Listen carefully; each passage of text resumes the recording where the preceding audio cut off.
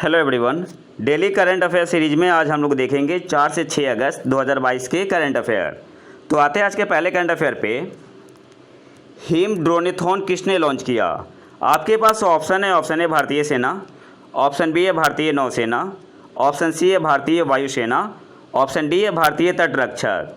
सही आंसर यहाँ पे क्या होगा? ऑप्शन ए आपका यहाँ पे सही आंसर हो जाएगा, भारतीय सेना ने। हिम ड्रोनेथॉन किसने लॉन्च किया है? तो ऑप्शन ए आपका यहाँ पे सही आंसर होगा, भारतीय सेना ने। और किसके सहयोग से? तो भारतीय ड्रोन संघ के सहयोग से। नेक्स्ट आते हैं, वर्ष 2021-22 में भारत में कितने मिलियन टन खाद्यान्न का रिकॉर्ड उत्पादन रहा?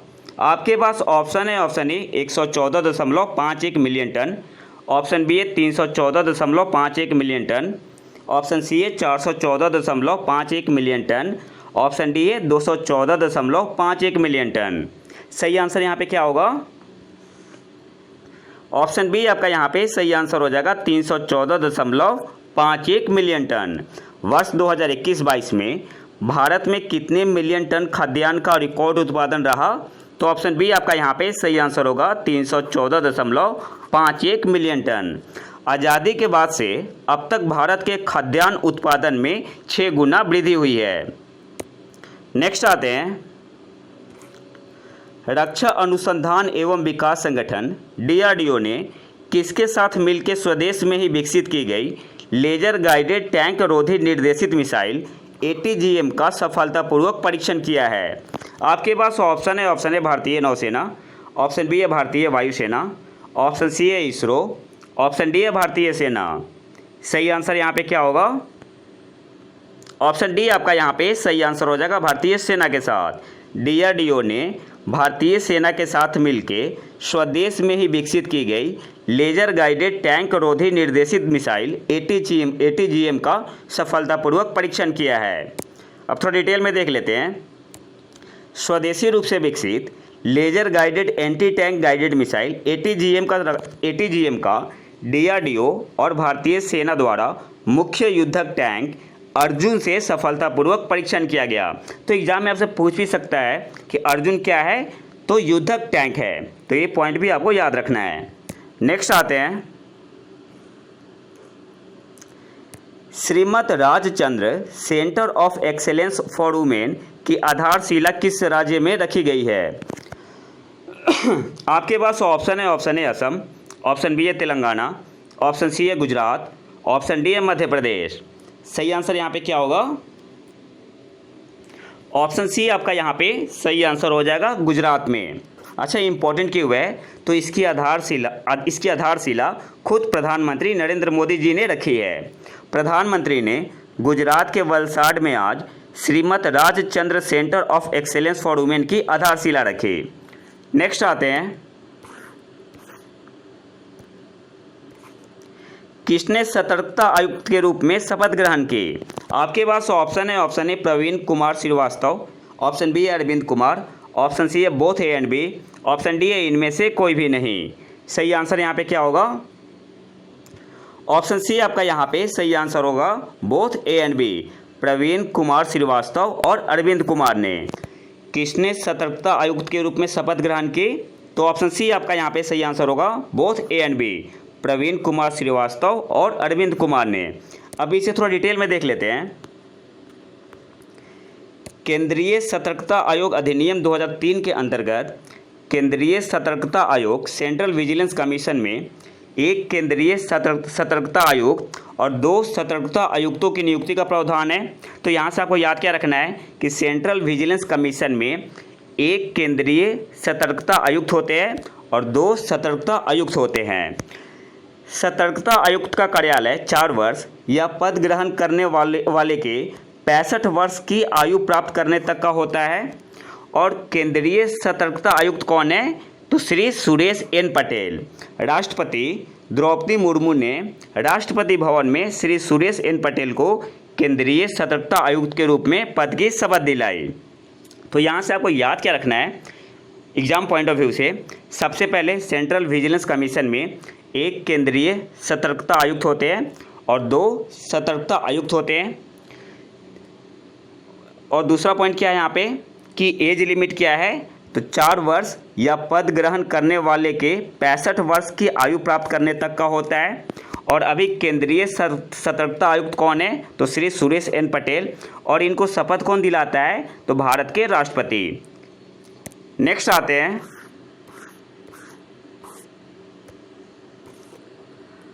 हाल ही में खबरों में रही राखी गढ़ी किस राज्य में स्थित एक प्राचीन स्थल है?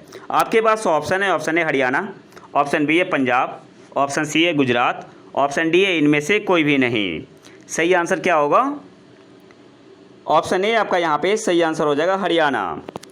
राखी गढ़ी किस राज्य में स्थित एक प्राचीन स्थल है? तो ऑप्शन ए आपका यहाँ पे सही आंसर होगा, हरियाणा में। अच्छा, न्यूज़ में क्यों बना हुआ था? हरियाणा के राखी गढ़ी में प्राचीन टीले सहित 20 विरासत स्थलों को राष्ट्रीय महत्व नेशनल इम्पोर्टेंस टैग के लिए पहचाना गया है। अन्य स्थलों में दिल्ली में अनंगताल, आंध्र प्रदेश के चिंताकुट्टा में रॉक पेंटिंग, राडानाक लेह में रॉक कला स्थल मुर्गी, कालेश्वर महादेव मंदिर हिमाचल प्रदेश सहित अन्य है। राखी गढ़ी साइट केंद्रीय बजट 2020-21 में केंद्र द्वारा घोषित 5 प्रतिष्ठित स्थलों में से एक है।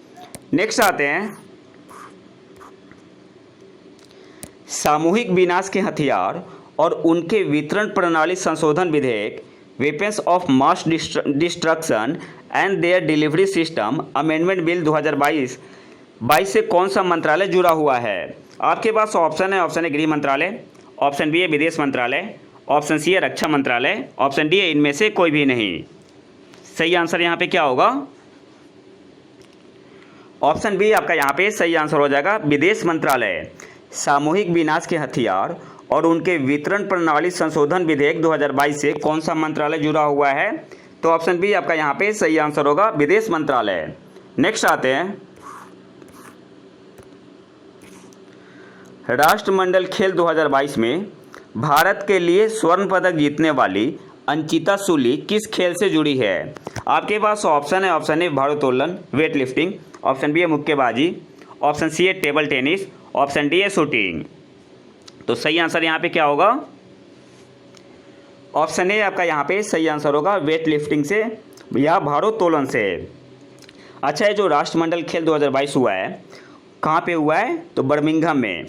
नेक्स्ट आते हैं, मुस्लिम महिला अधिकार दिवस कब मनाया जाता है? आपके पास ऑप्शन है, ऑप्शन ए 5 अगस्त, ऑप्शन बी है 3 अगस्त, ऑप्शन सी है 1 अगस्त, ऑप्शन डी है 4 अगस्त। सही आंसर यहाँ पे क्या होगा? ऑप्शन सी आपका यहाँ पे सही आंसर हो जाएगा, 1 अगस्त को। मुस्लिम महिला अधिकार दिवस कब मनाते हैं, कब मनाया जाता है? तो 1 अगस्त को। नेक्स्ट आते हैं, छात्रों के सीखने के परिणाम को बढ़ाने enhancement of the learning outcome of students के लिए किस राज्य ने नीति आयोग के साथ समझौता ज्ञापन पर हस्ताक्षर किए? आपके पास ऑप्शन है, option A Bihar, option B है असम, ऑप्शन सी है मिजोरम, ऑप्शन डी है अरुणाचल प्रदेश। सही आंसर यहाँ पे क्या होगा?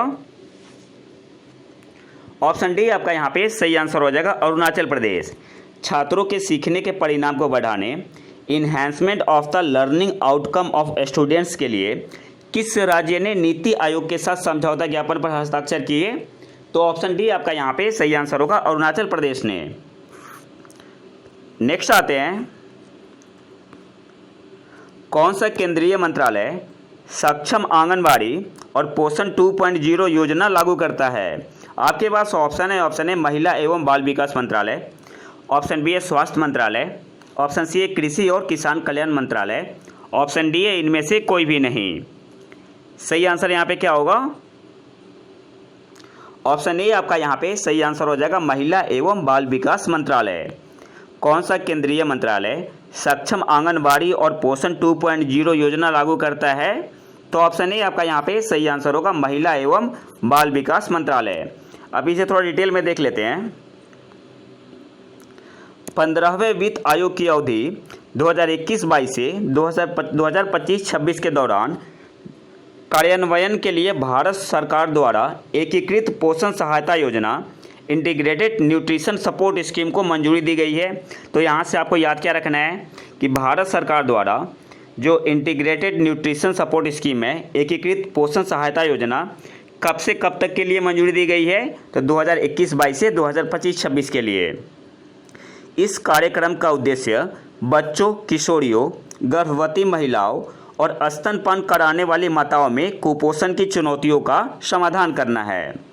नेक्स्ट आते हैं,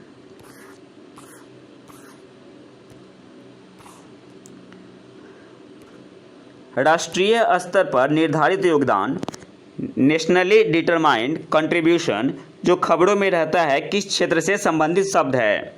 आपके पास ऑप्शन है अर्थव्यवस्था, ऑप्शन बी है जलवायु परिवर्तन, ऑप्शन सी है उद्योग, ऑप्शन डी है इनमें से कोई भी नहीं।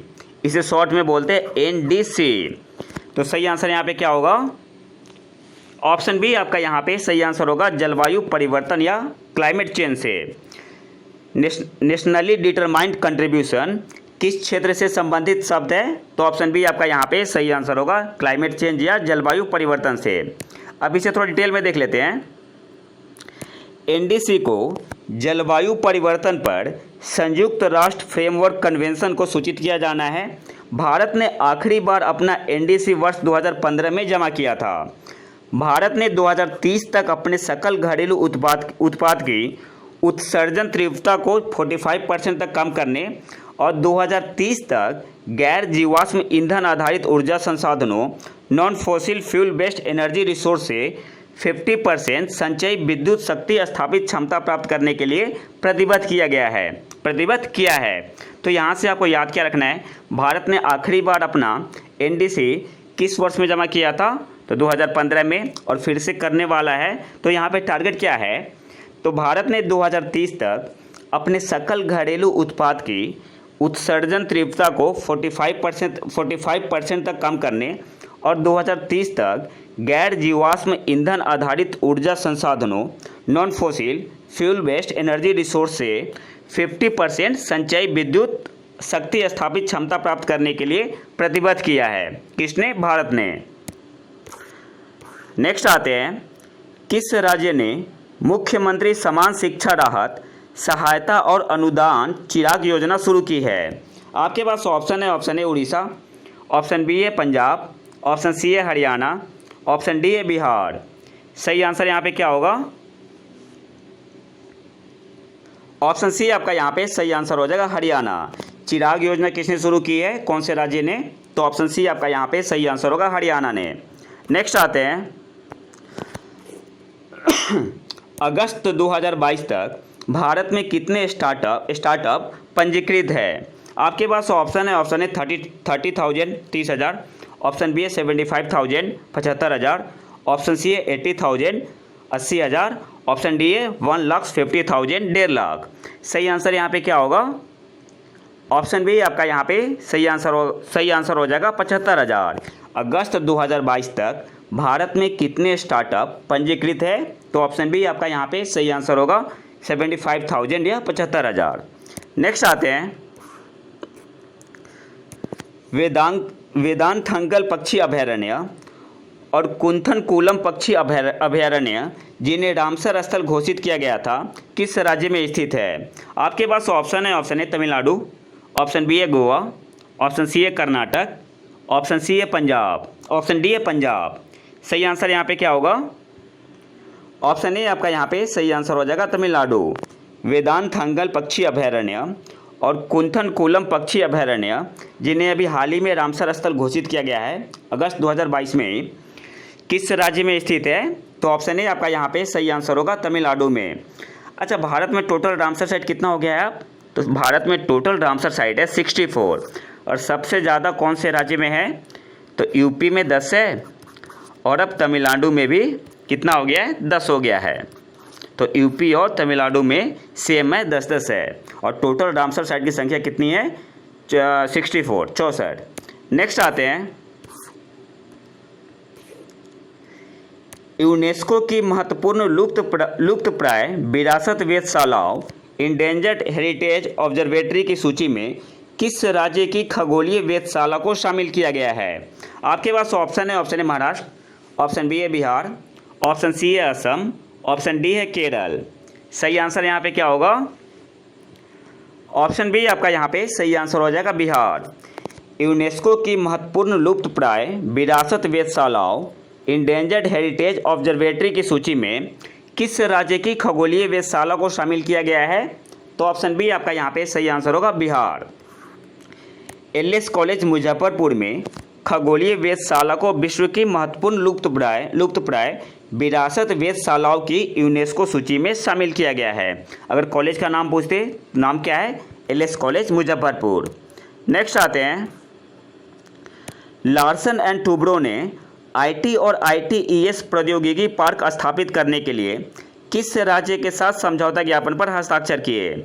आपके पास ऑप्शन है कर्नाटक, ऑप्शन बी है महाराष्ट्र, ऑप्शन सी है गुजरात, ऑप्शन डी है बिहार। सही आंसर यहाँ पे क्या होगा? ऑप्शन सी आपका यहाँ पे सही आंसर हो जाएगा Gujarat. L&T Larsen and Toubro ने आईटी और आईटीईएस प्रौद्योगिकी पार्क स्थापित करने के लिए गुजरात राज्य के साथ समझौता ज्ञापन पर हस्ताक्षर किए। ऑप्शन सी आपका यहाँ पे सही आंसर होगा। नेक्स्ट आते हैं,